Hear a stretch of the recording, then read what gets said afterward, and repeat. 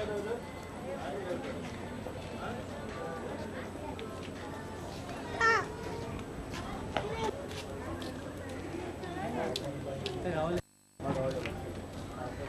बायको छोटं म्हणून मुलाचं आहे तुमची बायको कुठे गेली तर मला विचारतात का मला असं चल माझा मुलगा म्हटलं आई चल आपण चौकीला याच्या नावाची कंप्लेंट देऊ त्यांनी चौकीला गेले पोरगा माझा म्हणजे साहेब त्या मुलाला बोलवून घ्या तर आम्ही त्या साहेबाला आम्ही फोन केला साहेब मोबाइल नंबर कॉपी है जी उनको भी मैं बोली देखो जरा देखो इससे ज़्यादा कुछ हो जाएगा वो साहब बोला कोई सबूत नहीं हम क्या कर सकते फिर भी मैं बोली साहब देखो नहीं है तो दूसरा दिन जब उसकी जान चले गई तो दूसरा दिन कैसी आ गई तो नहीं ऐसी आई पाव से नहीं आई इसको उसने छोटू नाम के लड़के ने फ़ोन करके इसको उसके घर ने उसको बुला के ले लिया जब मैं वो भी टाइम बोली साहब को ये आप कैसी आ गई आई कैसी इसको फ़ोन करके बुलाया गया डायरेक्ट घर क्यों नहीं आई भटकेला जानवर घर आता है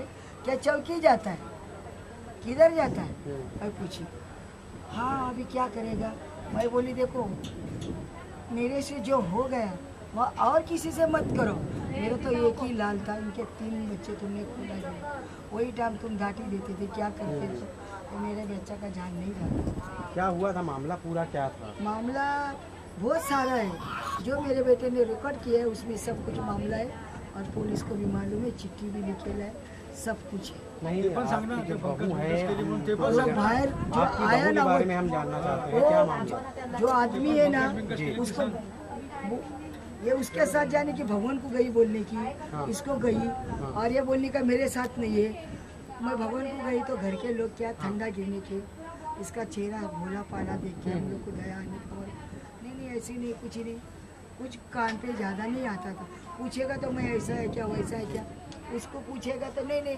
हमारा उसका कुछ ही नहीं बचा का कसम हजाली का कसम इसका उसका वो छोटू भी कसम खाता था जब आपके बेटे को इन सारी चीज़ों के बारे में पता चला नहीं वही दिन पता चला जी तो क्या वो चौकी गए थे शिकायत करने जब पता पड़ा ना तो वही दिन पता पड़ा वो पुणे से फोन आ गया ना जब वो बोला कैंसल हो गया किसने ये बात बोली वो छोटू करके आदमी हाँ। तो बोला मैं क्या नाम मरद है क्या नाम मरद है क्या मैं क्या ये सारी चीजें सुन के आपके बेटे चौकी गए थे हाँ तो बोला मैं क्या नाम मरद है क्या 7 साल मुझे कुछ मालूम नहीं तो मैं इसको लाफा मारने को गई क्या रे 7 साल उसी को मालूम होता तो तेरा जान लेता था कोई बिना मरद ऐसा रह सकेगा क्या जब आप चौकी गए थे यानी आपके तो बेटे आपका बेटा चौकी गया था ना गए थे मैं भी गई थी मेरा बेटा भी गया तो क्या हुआ था चौकी में क्या बोला पुलिस वालों ने दादागिरी साहब के सामने वो करता था अच्छा चौकी क्या आ गई बोला एसीपीसी के पास जा और ऊपर जा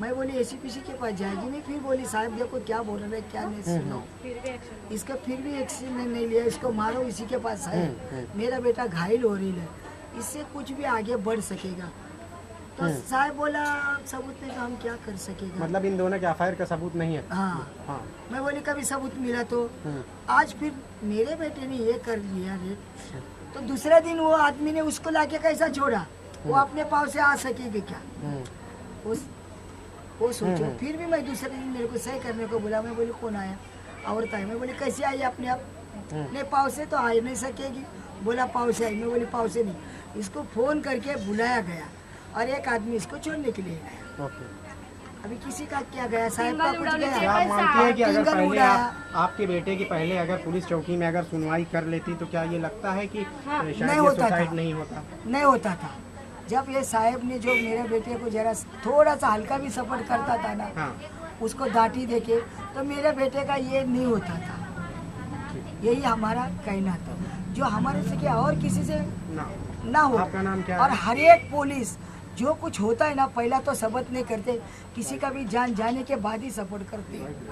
आपका नाम क्या है हीराबाई ठल उगड़े आप उनकी माँ हाँ मैं सुनील की माँ है पूरा नाम बताइए हीराबाई ठल उगड़े सुनील मेरे पापा को इतना बोले कि मैं कंप्लेंट करने जा रहा हूँ आईडी से आपकी क्या बातचीत हुई थी मेरे पापा का मुझे फ़ोन आया था मुझे बस इतना बोले कि दादी को बोल कि पापा आ रहे घर पे और हम लोग को साथ में चौकी में जाना मैं ठीक है बोली दादी को बोल दी कि सब पप्पा आने वाले चौकी जाने का।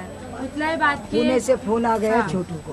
पुणे से फोन, उसके बाद घर पे आए, बोले क्या हुआ, बोलते कुछ नहीं, मैं गया था लेकिन वो लोग ने लिया नहीं कंप्लेंट, मेरा मजाक उड़ाया, मेरे को ताना मारे थे फिर भी कुछ नहीं बोले, मारने दे रहे थे। मैं बोली पापा फिर आपने पापा ने ये बताया कि क्या क्या ताना मार रहे थे पुलिस वाले? हाँ ऐसे बोल रहे थे, तू ना मार दे क्या, ये है क्या, तू मेरे साथ इतना साथ तेरे को पता नहीं था। तो पापा बोले मेरे को पता रहता तो मैं कभी का ये कर चुका होता। तो लोग ने फिर भी एक्शन नहीं लिया, फिर भी वो ये धमकी दे ताना रहा कौन है मार रहा था? छोटू। अच्छा। और पुलिस के सामने वो धमकी दे रहा है पापा को। उसके माँ के साथ में, और ये टूरिस्ट कंपनी में ड्राइवर का काम करता था।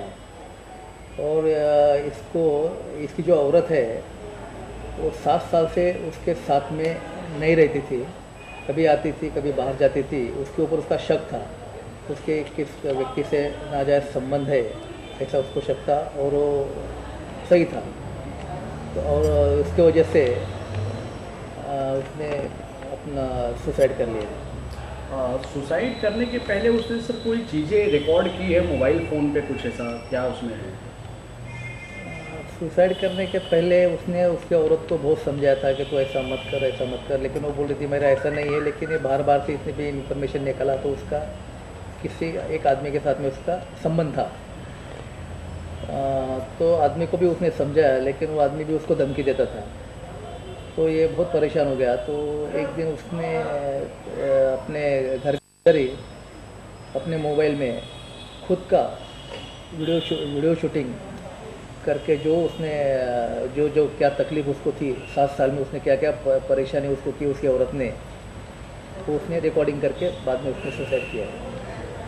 और सर इसमें किसी की गिरफ्तारी हुई है, क्या मामले दर्ज किए गए हैं उसके ऊपर? हाँ, इसमें हमने उसकी औरत को और जिसके साथ में उसके संबंध थे, जो उसको धमकी देता, उनको हमने इस केस में अरेस्ट किया है। जी सर, वीडियो कितना बड़ा है या क्या कोई चीज़ें उसके सामने? 15-16 मिनट का वीडियो क्लिप। मी सुनील टलगुडे. मला फाशी घेण्याचा भाग पाडणार माझी पहिली पत्नी राधा हिने मला 9 वर्षापासून जे हळूहळू मारायचा प्रयत्न करते, आज ते पूर्ण मी केलं. तिचा 9 वर्षापूर्वी तुझी बहीण कात्रज राहते, कात्रजला पुण्यामध्ये, तिथून तिथून ती पळून गेली. ती इथं आमच्या इथं मच्छीचा धंदा काम करणारा पोरगा अजगर नावाचा पोराबरोबर UP-कडला राहणारा, त्याबरोबर पळून गेली दागदागिना मोडून. तर 2004 मेमध्ये पळून गेली. तिचा काय पत्ता लागला नाही. 5 महिने ढूंढलं, काय शोध लागला नाही. सुट्टीचा चेहरा आठवत होता, भोळा चेहरा आठवत होता, भोळे शब्द तिचे आठवत होते आणि येण्यासारखं होत होतं. 5 महिन्यामध्ये जीव द्यायची पाळी झाली होती. मी जागेवर बसावं म्हणून माझ्या आईने लोकांना मला समजून घालून दुसरं लग्न केलं. मी दुसरं लग्न नंदनी वाघमारे वडाचे राहणारे ज्याबरोबर लग्न केलं. अवघे लग्न होऊन 15 दिवस झालं. पुण्यावरनं फोन आला, पोलीस चौकीवरनं कात्रजवरून, की तुमची बायको राधा आली म्हणून आम्ही पुण्याला गेलो कात्रजला. तिथे गेल्यानंतर तिने गाय रडून सांगायला लागले, मला माफ करा, मी त्या पोरावर नव्हते, दागदागिने भीतीने मोडून गेले. ते मी तुझ्यासारखे पाक आहे, गंगासारखे पवित्र आहे. मी गुजरातला डब्याच्या कारखान्यामध्ये कामाला होते. कुठं होते गुजरातला ते तिने सांगितलं नाही. तिला ते चेहरा भोळा रडून ती गाय पडून सांगितलं म्हणून म्हणले गंगासारखी पवित्र आणि दुसरी पाक म्हणल्यावर तिच्या शब्दात विश्वास ठेवला आणि तिला घरी घेऊन आलो. दुसऱ्या बायकोबरोबर ती भांडण करायला लागली. तिला नांदून द्यायला तयार नव्हती आणि घरात भांडण लावली. तुमची दुसरी बायकोच मला घरातून हाकलते, अशी करते म्हणून पळून जायची. कुठं जायची तिचा पत्ता लागायचा नाही. ढूंढलं काय तरी परत मी येण्यासारखं व्हायचं. मी गाडी चालवत होतो. त्याला समजून सांगितलं, तुला नाही राहायचं तर नको राहू, पण पळू नको जाऊस, पुढे बी कामधंदा कर. पण ती नाही, मला पोरा बाळत राहायचं म्हणून दुसऱ्या बायकोला समजून घातली. तिने आपले माहेर गाठलं. माहेराला राहून तिला खर्च बांधत होतं. पण पहिल्या बायकोने राधाने जास्तीच फायदा उचलला. परत राहायची, कुठं जायची तिचा पत्ता लागायचा नाही. असं सतत तिने 2-3 वर्ष चालू केलं.